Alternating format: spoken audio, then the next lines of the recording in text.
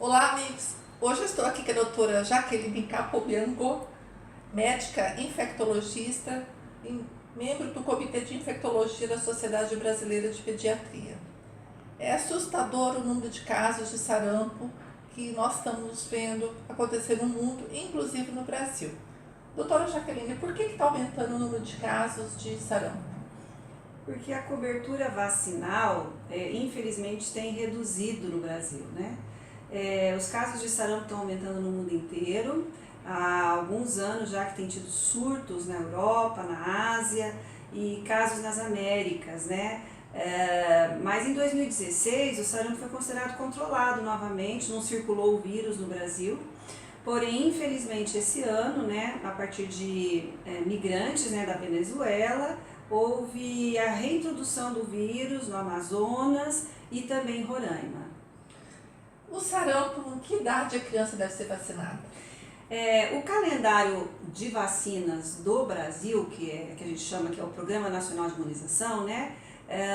O calendário já comporta a vacina de sarampo com 1 ano e um reforço com 15 meses. Então, as crianças, aos 15 meses, já estão protegidas. Então, os pais devem levar em postos de saúde, é isso? Isso, então, todos os pais devem seguir, no mínimo, o calendário de vacina do governo, né, do PNI, que é o Programa Nacional de Imunização. Por quê? São as principais vacinas que vão proteger para as principais doenças infecto-contagiosas. A gente tem várias doenças que foram erradicadas, né, no mundo, por exemplo, a varíola, desde 80 não tem, graças à vacinação. A poliomielite nas Américas, desde 80. O sarampo estava controlado, infelizmente voltou. A rubéola está controlada desde 2015 e isso tudo só foi possível graças a uma boa cobertura vacinal aqui no Brasil, né? E em vários países. Porém, infelizmente, essas doenças elas não desapareceram, exceto a varíola, né, que realmente foi erradicada, as demais não desapareceram. Então, para você controlar essas doenças, tem que ter uma meta de vacinação. Por exemplo, para sarampo, 95% da população tem que estar vacinada. Para outras doenças como difteria, poliomielite, mais de 90%. Então, tem que ter uma meta para você considerar a população imunizada a ponto de não ter a reintrodução do micro-organismo, né, na população. Então, vale a pena vacinar. As vacinas funcionam como um estímulo para o sistema imunológico. Então, você aplica, né, administra, você pode administrar um micro-organismo vírus, vivo, atenuado, ou um micro-organismo inativado, morto, né? Ou então uma partícula de um micro-organismo. E nessas 3 situações, você induz o sistema imunológico a produzir células de defesa, a produzir anticorpos, e numa exposição posterior, você já tem imunidade, já tem reconhecimento, né, daquele micro-organismo, produz a defesa e bloqueia a infecção. Então, as vacinas têm como objetivo bloquear a doença ou, no mínimo, atenuar a doença. Doutora, algumas pessoas acreditam que tomou vacina da gripe que vai ter gripe. Isso é real?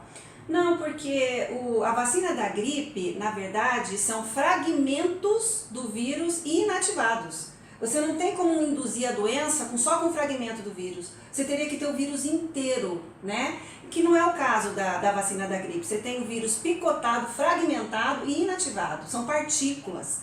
Então, não causa de maneira alguma gripe. A vacina contra a influenza, contra a gripe, é uma vacina eficaz, deve ser administrada principalmente para as pessoas de risco de fazer forma grave da doença. É uma vacina que previne complicações da gripe, então diminui mortalidade.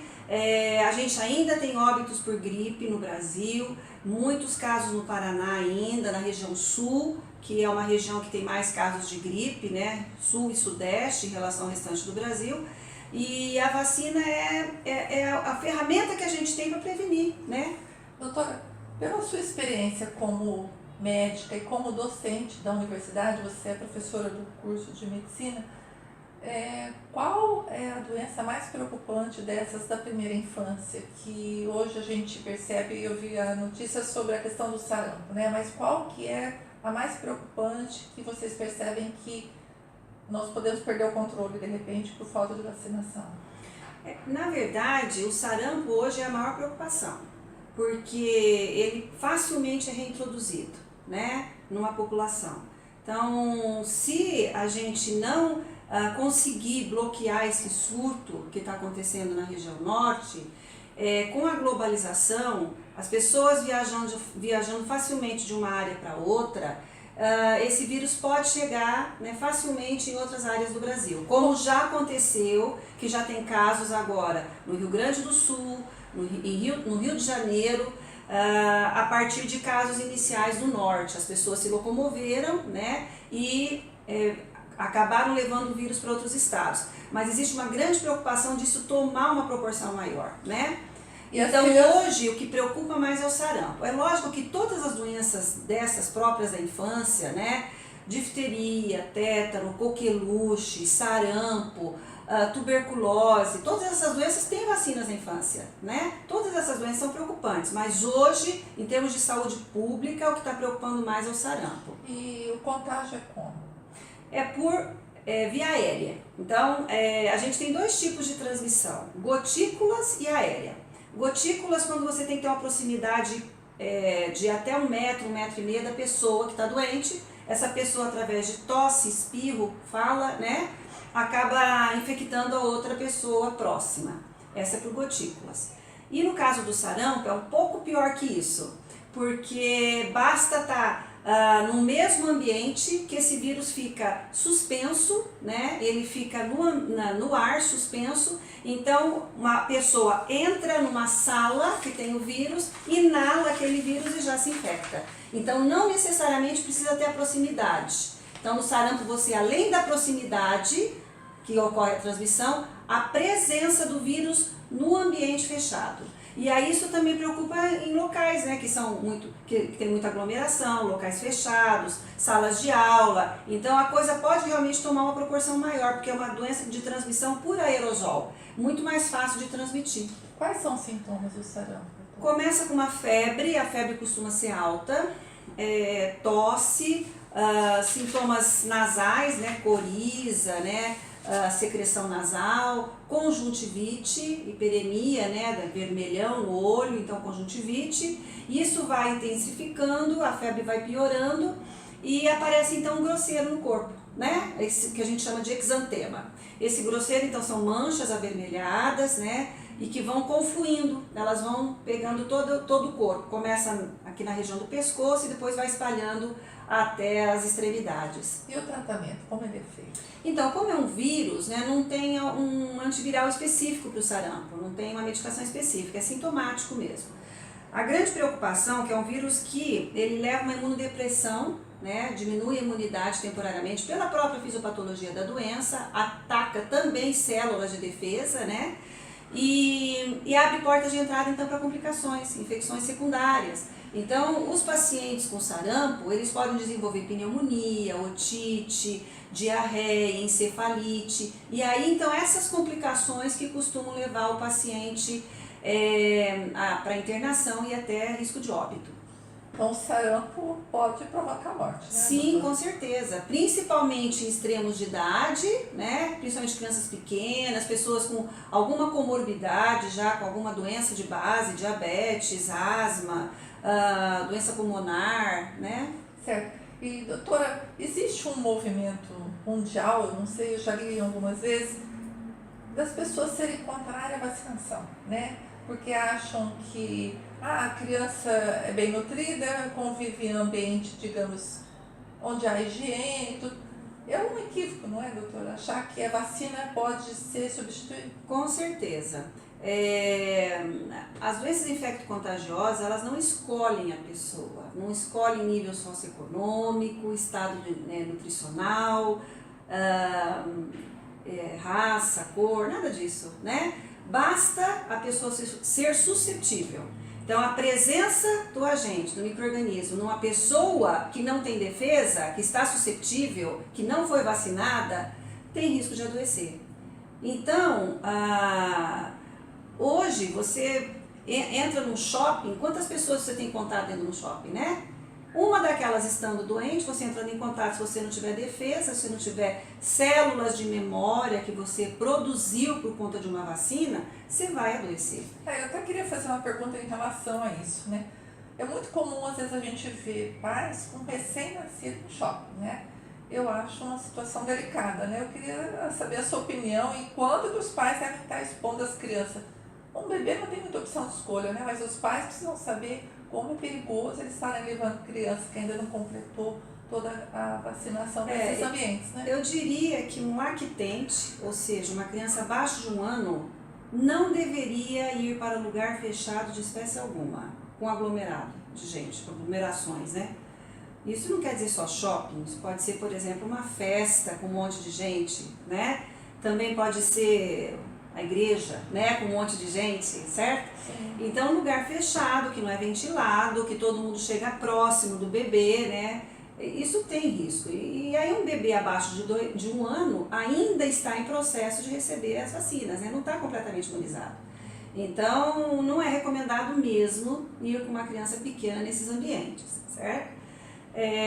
Ainda voltando em relação à questão da cultura, né, de algumas pessoas de irem contra a vacinação, medo de vacinar, além do que eu falei, que os micro-organismos não escolhem, né, a pessoa, qualquer um pode adoecer, tem também a questão de que a vacina não causa problemas como autismo, problemas de aprendizado, coisas assim que muitas pessoas falam. É um absurdo, né? Não vou vacinar porque pode dar um efeito colateral, pode dar febre alta, pode ficar mal. Nada disso é verdade. Até aquela questão das meninas, né, pré-adolescente, né, da vacinação. Da HPV, teve uma situação, teve né? muita resistência. Também é uma quimera, né? Não é o vírus inteiro, não tem sentido, você não pode adoecer com a vacina de HPV. Né? É uma quimera, são proteínas que são compostas e isso não causa doença. Aí o que acontece? Você vacina uma população que está numa faixa etária que tem um certo medo de injeção, né? Adolescente, né? E aí a pessoa às vezes tem uma síncope, né? Um desmaio por medo, né? Ou porque tem uma resposta vagal, por dor. Certo. E aí fala, foi da vacina. Não foi, né? Não é da vacina. Então, esse medo em relação aos eventos adversos da vacina, ele tá sendo divulgado de forma muito equivocada, sabe? Essa coisa de receio de vacinar. E isso, infelizmente, tomou uma proporção que nós estamos retrocedendo, né? Nós estamos retrocedendo no país. Então, você vê, sarampo está voltando. Febre amarela, infelizmente, as pessoas que têm risco, que vão para a área próxima à mata, não vacinadas, quantas pessoas tiveram, né, com febre amarela no Brasil? Sim. Nos últimos 2 anos? Tudo por medo de vacina. Então, é muito maior o risco de adoecer do que ter qualquer tipo de reação adversa à vacina. O que as vacinas causam de reação adversa? Uma febrinha baixa, uma dor no local da aplicação, um pouquinho vermelho, né? Uma coisa que reverte em 2, 3 dias, né? E as nossas vacinas são confiáveis, né, doutora? Com certeza. Então a gente tem hoje a Biomanguinhos, a Fiocruz, né, que produz boa parte das nossas vacinas, outros laboratórios, né, que tem parceria, né, com o Estado, que também fornecem as vacinas para as unidades básicas de saúde, que inclusive são as mesmas vacinas da rede privada, certo? Não tem diferença nenhuma. Então, a gente tem tanta segurança em relação às vacinas e não tem o porquê agora a gente retroceder, né? Então, é assustador o número de pessoas que ainda não têm a carteira vacinal em dia. E a criança não tem escolha, os pais têm que ter a responsabilidade ou o responsável de tomar essa atitude e levar as crianças para vacinarem. Né? Sim, os pais têm essa responsabilidade. Assim, o médico, o que ele faz? Ele orienta, deve documentar esse prontuário, porque isso é o papel do médico. E como a maior parte das vacinas acabam sendo feitas na infância, acaba ficando para o pediatra essa orientação. Mas vacina não é exclusiva de pediatria. A gente tem esquema de vacinação para adultos, para gestantes, para idosos, para profissionais de saúde. né? Para cada pessoa tem um calendário de vacina. A pessoa pode ir direto no posto de saúde, não precisa passar por um médico para dar vacina nos seus filhos. Não precisa. A equipe está capacitada para avaliar a carteira de vacinas e ver quais são as vacinas que estão faltando, né? E colocar em dia a carteira. Doutora, para a gente encerrar a nossa entrevista, eu queria fazer uma pergunta, uma orientação sua enquanto pediatra também, que outro dia até estava lendo uma postagem de uma mãe no Facebook revoltada, porque a criança, bebê, né, as pessoas têm mania de pegar na mãozinha das crianças, né, e acabam contaminando, né? Que orientação que a senhora dá para as pessoas em geral, como proceder com um bebê, né, com uma criança, se vai ver, né, a questão de beijar, pegar na mão, pegar no pé, né, porque eles não têm escolha, né? Tem que ter bom senso, né, porque pegar na mão de uma criança, o que a criança faz? Ela põe a mão na boca, né? Então você está favorecendo que ela ingira, né, todo tipo de micro-organismo que você estava na sua mão e passou para a mãozinha dela, né? Então existe um risco grande, né? Eu acho que é falta de bom senso fazer isso, pegar na mão da criança. Não imaginam, né, que estão com a mão tão contaminada assim, né? Você teria que passar álcool na mão de forma adequada e imediatamente botar a mão na mão da criança. Quer dizer, quem faz isso, né? Ninguém, né? Porque você tocar na mesa, tocar numa maçaneta, pegar um celular, abrir, sei lá, apertar o elevador, tudo isso já contaminou sua mão, né? Já encheu de micro-organismo. E aí a criança, de uma maneira fácil, vai ingerir isso, né? E sobre a questão do aleitamento? O aleitamento aumenta a imunidade das crianças, doutora? Sim, com certeza. O leite materno, além de ele fornecer todos os nutrientes necessários, né, para o bebê, ele também fornece anticorpos. E aquela mulher que tem os anticorpos para várias doenças, vai passar pelo leite também para o seu filho esses mesmos anticorpos, né? Então a mãe que tomou a vacina certinha durante a gestação, tomou todas as doses, é imunizada corretamente, ela passa durante a gravidez, né? E passa depois pelo leite materno para o bebê os anticorpos contra vários micro-organismos, aí protegendo para várias doenças, certo? Então os bebês que mamam no peito têm menos diarreia, têm menos infecções respiratórias, então também acaba sendo uma imunização que a gente chama passiva. Uma passagem de anticorpos, né, que a criança não precisa produzir defesa, ela recebe gratuitamente. Obrigada.